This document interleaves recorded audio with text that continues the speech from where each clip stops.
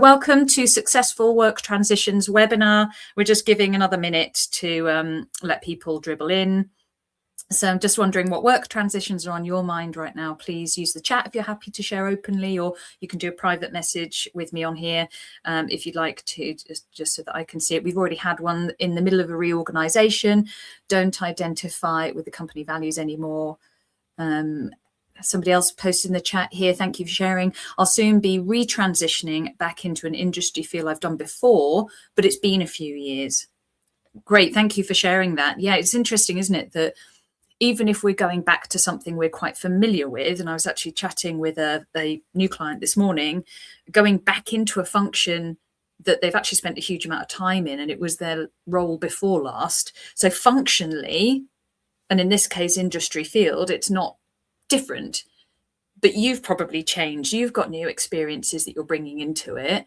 And also that industry and field has probably changed in that time too. So there's always an element of apprehension and fear of the unknown sometimes, like what has changed and how have I changed? So when these two things come together, this is a whole new situation, despite the fact I'm actually quite familiar with a lot of the industry, field, job role. So thank you for sharing that. Definitely today, some of the things we're going to be talking about will be super pertinent to that. So thank you for sharing. Right, I'm going to crack on. So welcome to Successful Work Transitions webinar. Today is all about getting you to think a bit differently about work transitions. Know that you're not alone going through change, and just a few ideas for what you might be able to do differently that will help you on this journey. So we're going to talk about why work transitions are important, key elements for successful work transitions, with a few anonymized client stories, one of which will be super relevant to the question on reorganizations. There will, of course, towards the end, be a bit of a plug for what I do and how I help people with these things. And then at the end, there'll be a bit of a chilled Q&A. You can use the chat, but use the chat throughout, drop any questions, and I will come to them if I can in that moment, or I'll come back to them at the end and we can have a bit of a discussion and sharing session if that's what people want to do. Sometimes they don't, and that's also okay.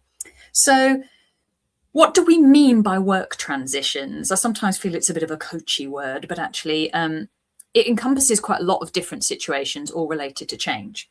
So you might have returning from leave, promotion, career change, could even be making a big decision, feeling at a crossroads, a new contract, moving country, new company, new industry, as someone shared on the chat. It could be going through redundancy or reorganizations, change in responsibility, a new role, management change, so much that we go through in terms of change in our careers and at work. And on average, you go through a major transition every 2 years. So it happens pretty frequently, and we adapt, but often it's way harder than it needs to be.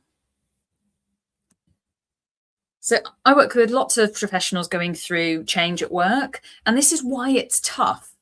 A lot of people underestimate the difficulties of change, even when it's really positive, they've made it happen for themselves, it's something that they've been gunning for years, still tough. And we often feel that we're just expected to manage everything alone. And especially as we get more senior and further on in our career, everybody's like, well, you've got the experience, you know what you're doing, off you go. But that doesn't make it any easier. Often when we go through change, we feel like we're rushing because there's so much, and we feel overwhelmed by the lack of time to reflect, plan, and adjust. And that often leads to confidence wobbles as well. We just don't know what's going on. We don't know what's being chucked at us. We haven't had time to think. And often during periods of change, we naturally go to friends, family, colleagues for advice.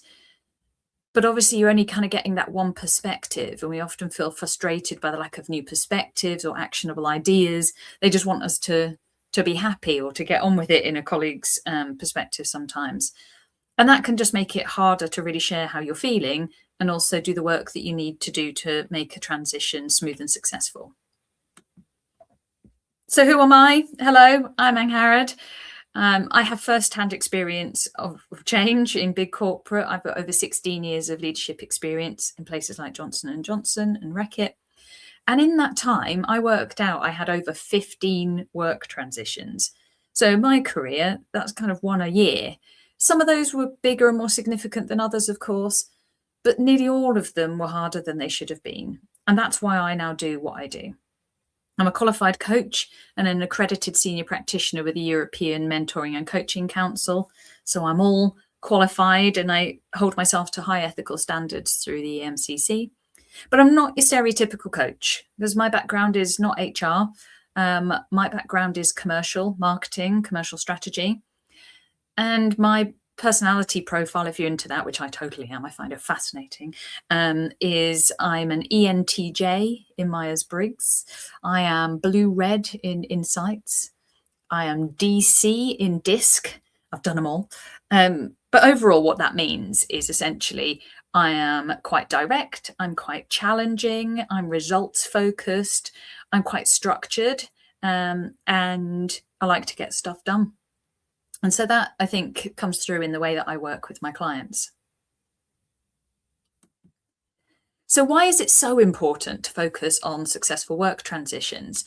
Well, there are three major things I always think about. One of them is it's such an amazing opportunity to steer your own ship and have this amazing growth opportunity.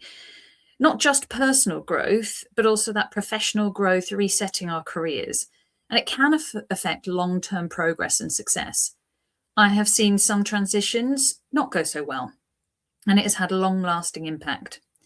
And there's a really narrow window with transitions because you've got to act really quickly to really make the most of it, strike while the iron's hot, as one of my clients said this morning, and you want to stay ahead of it. And it makes me think of kayaking or canoeing. This is my husband and I on a kayak, because the person at the front is responsible for the kind of pace and momentum, and the person at the back is responsible for steering. We don't always get this right, by the way. I always like to chip in on the steering. It annoys my husband. But we have to do both of those at the same time in our careers, and particularly during times of change. The next reason why successful work transitions are so important is stress and emotional well-being. Change and making decisions can lead to anxiety and frustration. And that's just because of the way our brains are wired. We have a part of our brain called the amygdala, which is part of our fight or flight response, that is responsible for us staying safe. So it'll hear a rustle in the bushes and go, well, let's assume the worst and it's a lion and prepare for that, because that will keep us alive. But unfortunately, the brain likes to do that in any time of ambiguity, be that work, home, and it's stressful to be in fight or flight for long periods of time. And this anxiety and frustration and stress can escalate, and it affects how we feel at home as well as our professional performance.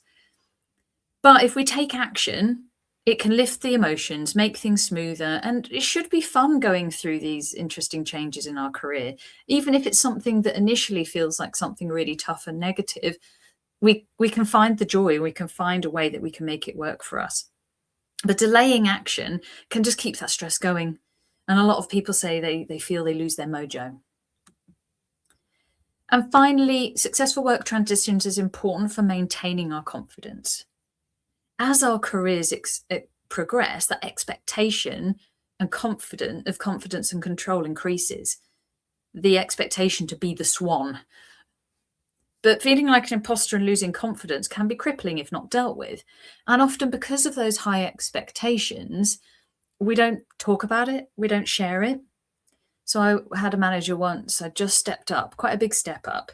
And it was a lot, and it was overwhelming at first. And I just sort of wanted to share that with my manager. I was like, it's tough, it's a lot.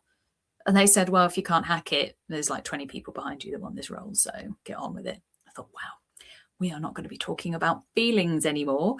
Fine, I need to find somebody else to help me fill this role. But it often means that we don't have that space to share these feelings, and they're perfectly normal. So dealing with it is actually really important for stopping you holding yourself back. And if you continue to hold yourself back, it can affect credibility and you feel frustrated. And it can mean being overlooked for opportunities like promotions. Things like that might take longer because you've got to claw it back. So doing all of this successfully in a time of change is why you're here today. So step 1 complete. You might be familiar with the Kubler-Ross change curve, no relation to me, unfortunately, but this was actually developed originally to describe the change that people go through when they go through grief. So it's actually originally called the grief curve. And grief is one of the biggest changes a human can go through. And what people have found over time, researchers, psychologists have found over time, is that the stages of that grief actually are applicable to all changes in humans. Now, how long or extreme this curve is partly down to the situation and partly down to the person and how they approach the change. So you can control certain elements of this and make this curve shorter and less extreme.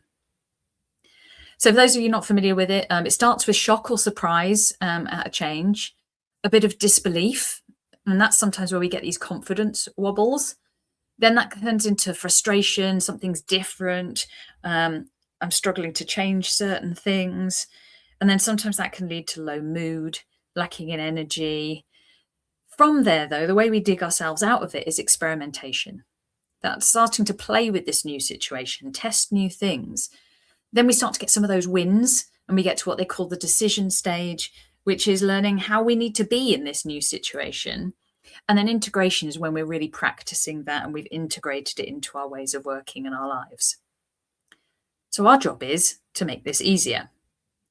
Now, there are 4 essential conditions for successful work transitions to make this curve easier and quicker: clarity, reflection, preparation, and underpinning all of it is support.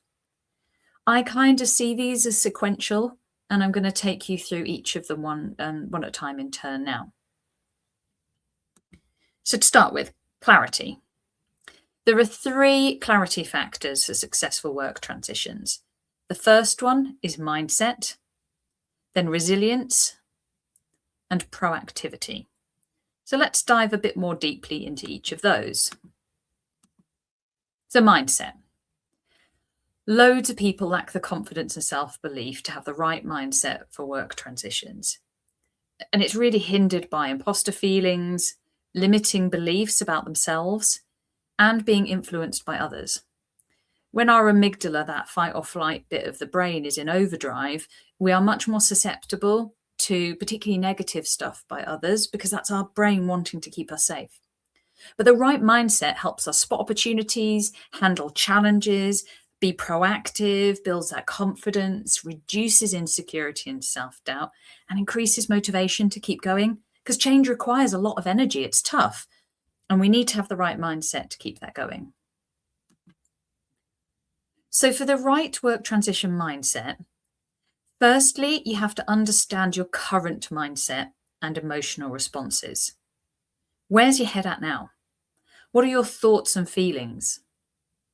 And then unpacking the barriers stopping you from having the mindset that you need in order to move forwards really positively.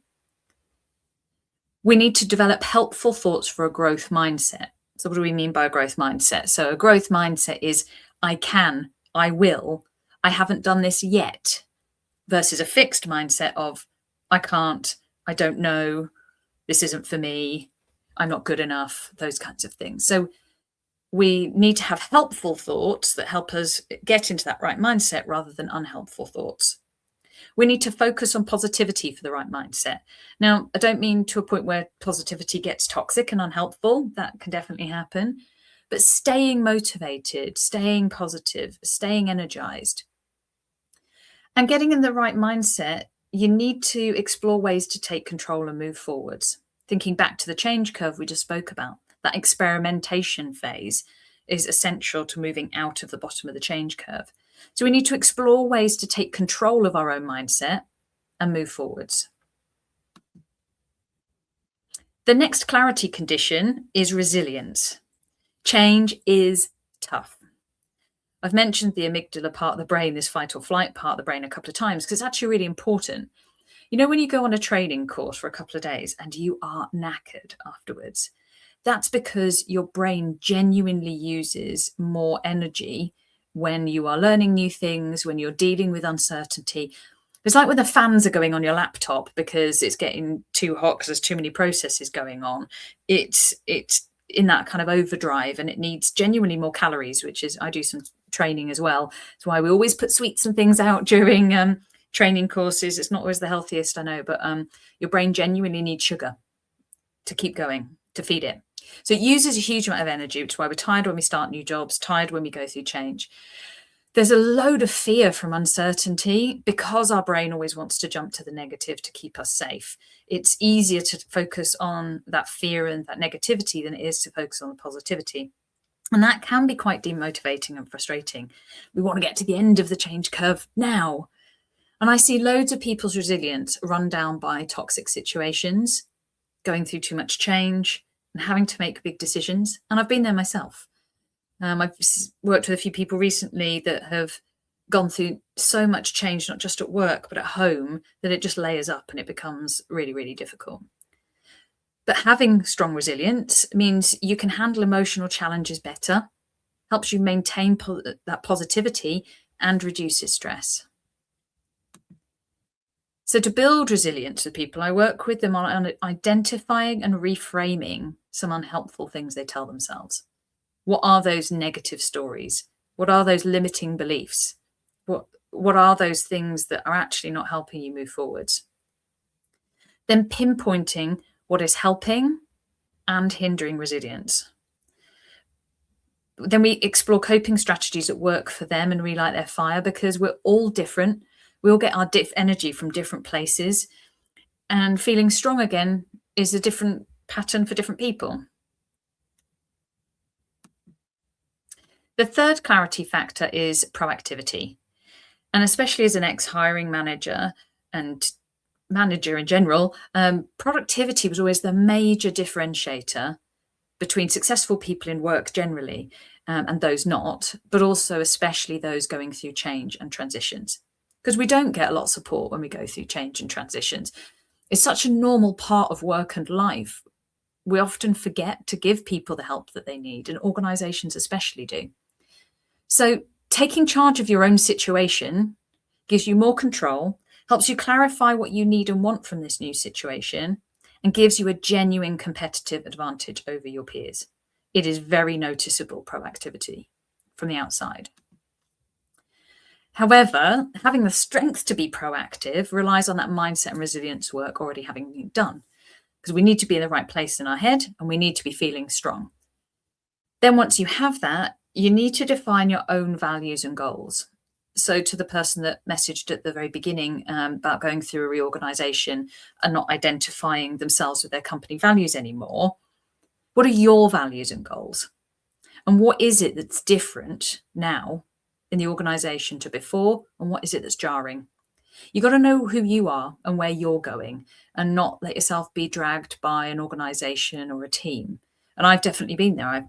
Part of the reason I left corporate was I didn't know what were my values and goals anymore and what were the company's. You've got to figure out how to get the information and connections you need. And that's got to be quite deliberate because we've only got so much time. But knowing what you need to go after is essential, having a plan. You've got to understand the controllables, but also be okay with letting go of the things you can't control. And that is easier said than done, of course. So I want to share with you actually Sarah's story. So these are anonymized client stories I want to share with you today, but so we're going to call her Sarah. So Sarah was a senior leader in the data industry, and she just landed a new job after leaving quite a toxic work environment, and she particularly struggled to get on with her boss. And she'd been made to feel really less than, even though she knew she wasn't. The stress and feeling less than from that previous role really left her doubting her skills and ability. Also, there was some complexity around this new job. It meant more days in the office, a longer commute. So it's going to have a knock-on impact on her family life. She'd prepared on her own ahead of starting the new role by reading books and articles, but it just wasn't enough to make her feel positive and confident in herself again. So she started working with me before she started her new role, because she wanted to be positive, she wanted to be confident, and she wanted to have a better start than she had in her last role. She wanted to do it differently. So I helped Sarah become more confident by identifying the roots of her self-doubt. What had she taken from that toxic situation that she didn't want to? Then we worked on reminding her what she's capable of. Knowing our strengths and using our strengths are very important. There's a huge body of research that shows focusing on our strengths is very important for confidence and resilience. I created a quiet, dedicated space for her exploration and reflection. So she had a busy family life. She was wrapping up her old job. There was a lot going on for her. She began to slowly trust her abilities again, remember who she was, and she came up with effective ways to balance the demands of this new routine and new job with home life in a much more positive, excited way. As soon as she got into that new role, she started absolutely smashing it. She exceeded expectations. She's got some of those all-important quick wins, and she quickly became a trusted leader in her new company because she'd done the groundwork beforehand and as she started it. So completely different person from start to finish. And that was all kind of that mindset, resilience, proactivity work, the clarity condition, as I'm calling it. So that was Sarah's story. So we've talked about clarity there.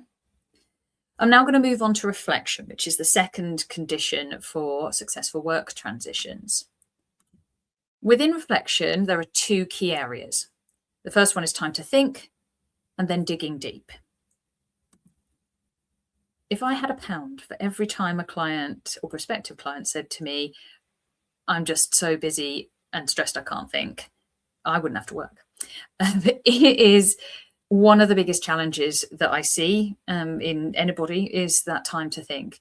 But if we don't make time to think, we rush decisions, we have more stress, and we sometimes look back and realize our actions are not actually aligned with our goals. Sometimes we're not even clear on our goals because we haven't even had time to think. That's why I often describe time with me as thinking appointments, because it's a time in the diary that's accountability. They're just 1 hour, they're convenient, booked in advance, and they create the right environment to do their best thinking. So I know some leaders carve out time to, go to a coffee shop and, make some time for thinking, which is something I always aspired to do when I was a leader. I always put it in my diary and I was rubbish at doing it. And I think more people are in my camp than the other person's camp. But often also a coffee place is the best place to think. Not sure. Some people love it. Personally, I need a bit of quiet. It's also a safe space for emotion when there's no judgment. You don't have to worry what people are going to think about you. I often get people saying things like, I can't believe I'm about to say this, and it's 100% focused on the individual because I'm always in their corner, not their boss's corner, not their organization's corner, not their partner's corner, their corner. The second condition in reflection is digging deep. We have to recognize the roots of our thoughts and feelings if we want to overcome obstacles, address underlying issues that maybe have been cropping up for us over some time, and develop strategies in order to move forwards authentically in a way that's just right for us. But without that understanding, you can get stuck in these thinking loops. That then gets frustrating. You can't move forwards and it hinders development. So it's really important to actually really look deep and understand where all this stuff is coming from. So that's my work with people on uncovering those underlying beliefs. Where did they come from? What experiences have led to this and what triggers are bringing it back now? Help people get new insights into themselves, holding up a bit of a mirror and developing strategies to grow from there. And that means I have to listen really deeply. When I trained as a coach, I thought, I've done coach training before as a manager and, I'm a really good listener. That's partly why I want to make this change into coaching. And I had no idea how hard true, deep listening is and non-judgmental listening. So it's a real skill, I think, and something that has to be really practiced. And on the basis of that, then, if I'm really hearing things, I can ask really good, challenging questions that people haven't necessarily heard before. I always know when I've got a good one when people's face like, and then I actually don't know, but then they do know because they think about it. They do know. So I want to share with you now David's story. So David had just started a new role at a much bigger company and initially super confident, but he found himself coming up against unexpected challenges. And they were in particular struggling to connect with his manager. They were very different. He felt overwhelmed by the high expectations And also, it was one of these opportunities to shape a role. Ever had one of those? Which actually just means we're not really clear on the expectations. Off you go. Make your own expectations. And the research shows, particularly in new roles, that lack of clarity around expectations is one of the biggest factors when transitions don't work out. So expectations and clarity is so important. So we had these high expectations, but they weren't really clear what they were, and they wanted him to shape this role. So emotionally, he felt super isolated, frustrated, and then these little self-doubts started creeping in. He tried to handle it all on his own, as we often do, believing that just working harder and working longer hours would help him overcome the problems. But all that did was trigger some old perfectionism issues and just have an absolutely detrimental impact on his home life. So when he came to me, he was in a bit of a state, bless him, but we worked together to identify what was working in this new situation, a new role, and what wasn't. We worked on viewing his manager differently, because you can't change somebody, but how you can choose to see them, and that curiosity and that open-mindedness we can work on and find ways to meet them somewhere. And then we also understood where his perfectionism was coming from, which he actually found really interesting. Actually came from some competitiveness with a sibling. So that was really interesting. And he realized he didn't need to do that anymore. So we experimented with new approaches, tried a few different things with his managers, some successful, some not. That's okay. That's what experimentation is all about. But I provided a safe space for him to share his feelings, explore the challenges and think differently. And it just helped him feel lighter at first, which then unlocked all the other stuff. He learned to better understand and communicate with his manager, control those perfectionism urges, and manage some of those increasing imposter feelings. He improved his relationship with his manager. He set some boundaries, felt more secure, connected, supported, capable, with more time for activities and family outside of work. So he just needed somebody to talk to, really, and work through this stuff. But that, I think, is a nice example of somebody that really focused on reflection and digging deep in order to move forwards from what was quite a challenging situation. So we talked about clarity, we've talked about reflection. I'm now going to talk about preparation, something close to my heart, as you can tell, as a structured person. Most people don't prepare and plan thoroughly. And I get it. Not everybody loves a plan. Not everybody loves a structure. And that's also fine. But you do kind of need a bit of a direction. Otherwise, you're just going to be floating about. Feeling prepared in whatever way that looks like for you and having a bit of a plan does give you control. And it gives you a confidence that others will notice and feel. But without it, you lose crucial time figuring out what the plan should be. And it can affect credibility because people notice it. And you can make poorer decisions. So I cannot stress how important preparation is of some kind. So I work with people to figure out what they need to prepare for, especially if you don't love planning. What is it that is essential in this situation right now to move forwards? How best to go about it for them? Not what I think is best, not what their manager thinks is best. What do they think is best? And then what are the natural next steps for getting it done? I always say things don't always go to plan, and that's absolutely fine, but it shouldn't be a reason to not have a plan because things will change. You do need at least a direction. And if you end up shaping that direction, shifting direction, also totally fine. And that takes a lot of strength. But if you don't have a direction, you're not going to move forwards. So another anonymized client story here for you is Claire. So this one is for the person that said they were going through a restructure as well. Claire was a senior manager in a marketing firm, and she discovered that a restructure meant her role had changed, becoming less enjoyable, but also, importantly for her, lacking the development opportunities that she needed. She'd fought quite hard to have some in her role, some juicy projects and things, and now they weren't there anymore. She hated planning. She dreaded it.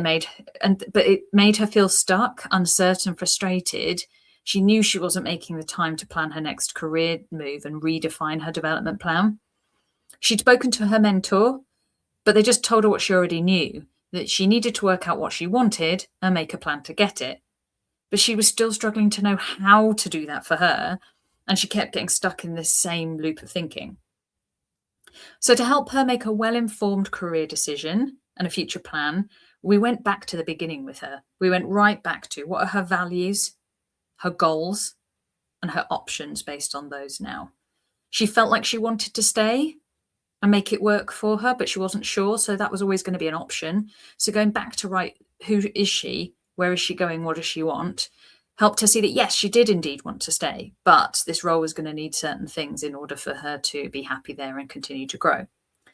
So she clarified those wants and needs, and that led to some really authentic decision making for her. She felt really solid in them. She challenged some of those hidden assumptions about where she was and what she wanted, but also what was possible in this new world and the restructure. And it boosted her confidence in that decision because she'd really thoroughly thought it through.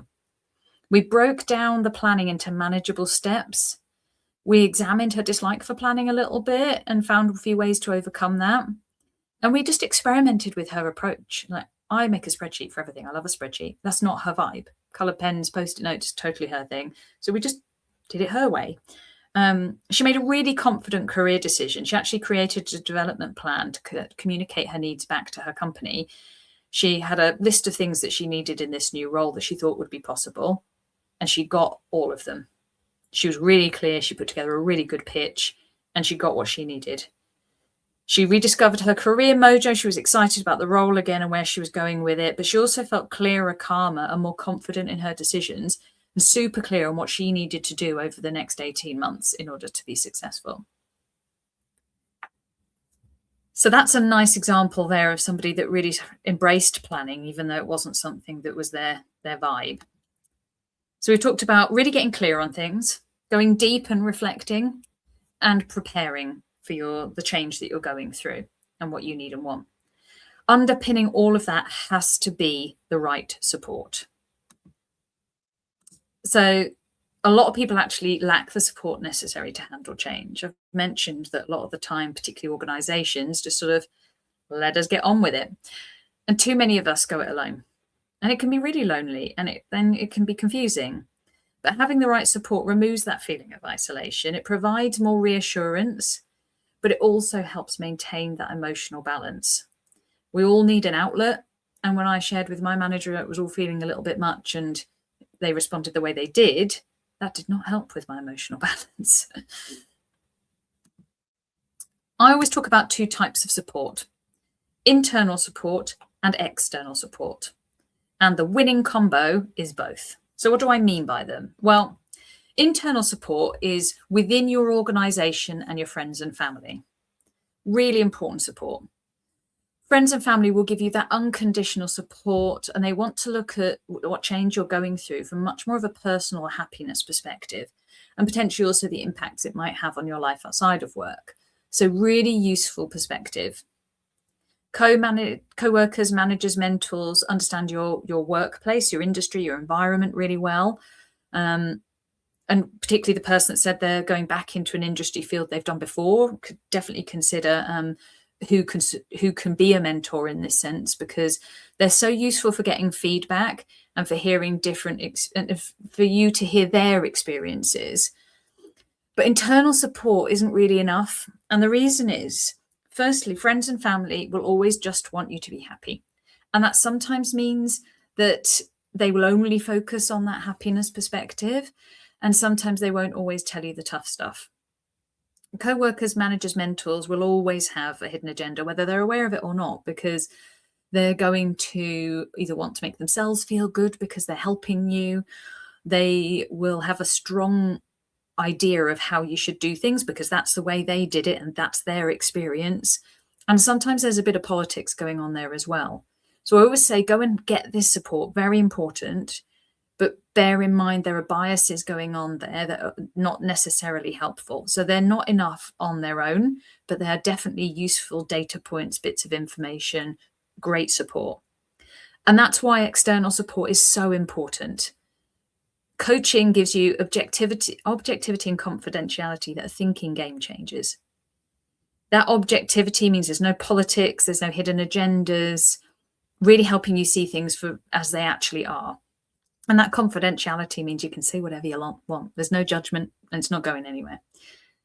So that's why working one-to-one with an experienced, qualified and accredited coach helps you challenge your own thinking, find new perspectives and keep on track in a way that's right for you. So how do you go and get the support you need? So for internal, I would say share how you're feeling with selected friends and family. We all have someone in our family that is a bit of a downer, not very helpful, maybe going to not help us in terms of mindset. So really consider who you want to get that perspective from. Don't just talk to all your friends and family. Be mindful of who you spend your time with. They say that we are the sum of the 5 people we spend the most time with. So if you start spending time with somebody that's not going to be helpful in this situation, then that could affect your progress. So I'd really consider who you choose to spend your time with and who you choose to listen to.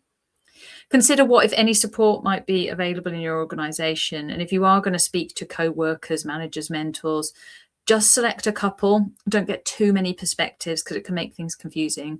And this is the bit people miss, is that you should set tangible objectives for each person and interaction and be mindful of biases ahead of time. And that helps you get the most out of your time, their time, and also making sure that you're seeing the advice experience in the right way. External support, identify a coach who's experienced in change and transitions, like moi.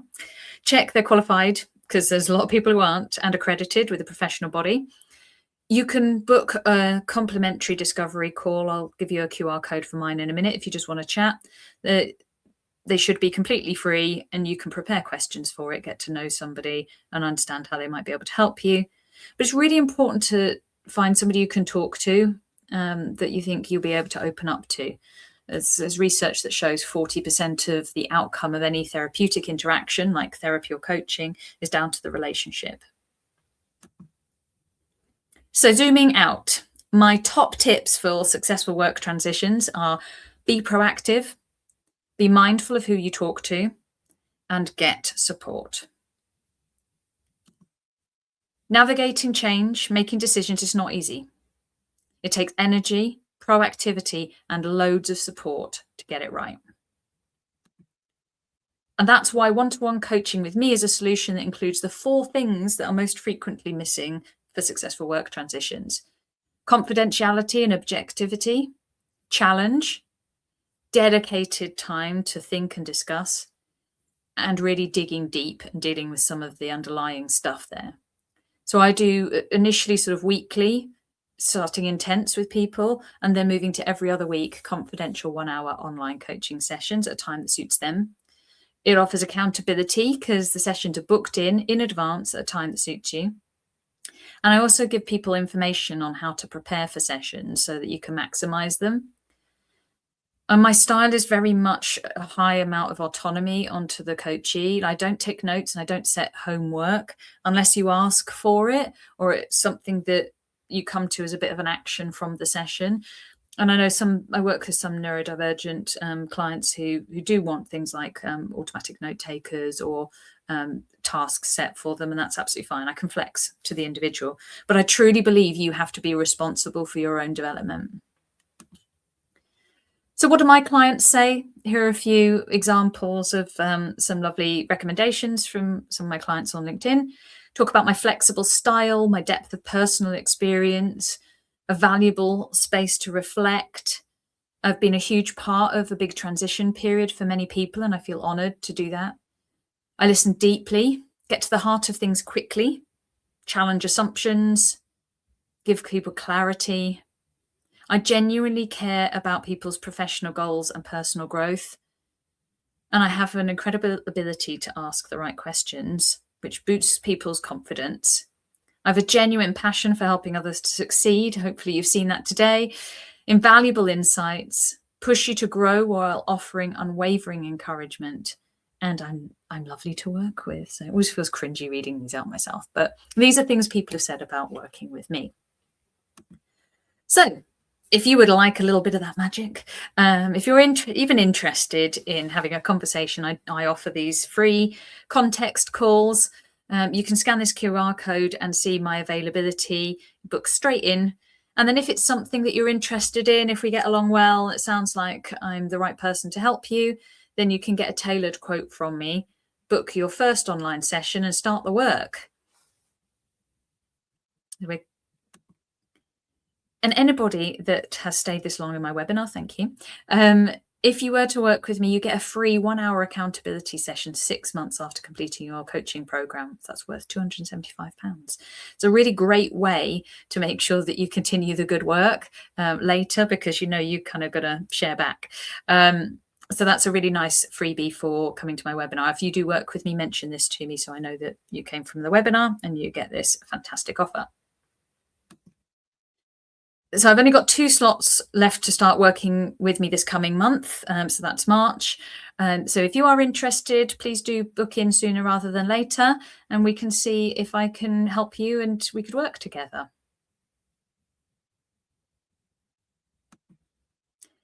So I hope today has been helpful.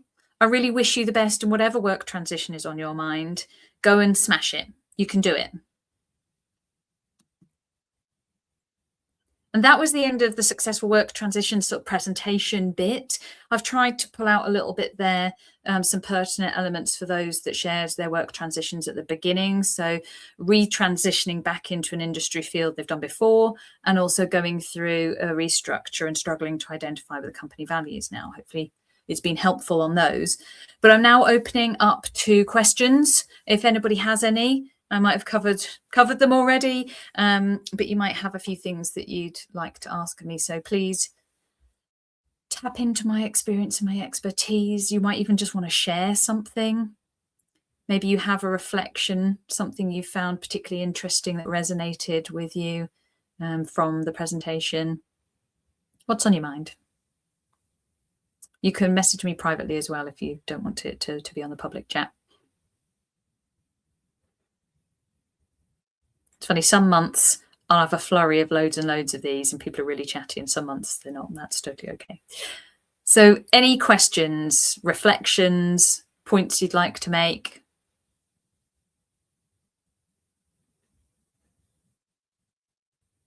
Nothing so far? Give a few more seconds, let you have a think.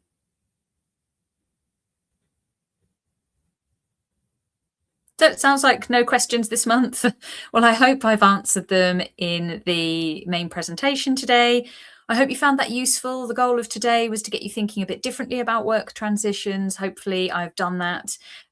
This session is being recorded, so you should get an automatic link afterwards. And I'll drop you a note afterwards as well, everybody that's attended today, to get your thoughts and see where your head's at and how you found today, because I always want to try and improve and help people. So very insightful. Thank you. You are welcome. I really hope you found that useful. And you know where I am if you want to chat. You can book a free call through the QR code on here, but also through my LinkedIn profile and my website. So if you decide later you'd like to have a chat, you know where I am. All the best with your work transitions. Ask any questions on LinkedIn or email. Always happy to help out. Have a lovely weekend and go and smash that work transition. All the best. Thank you.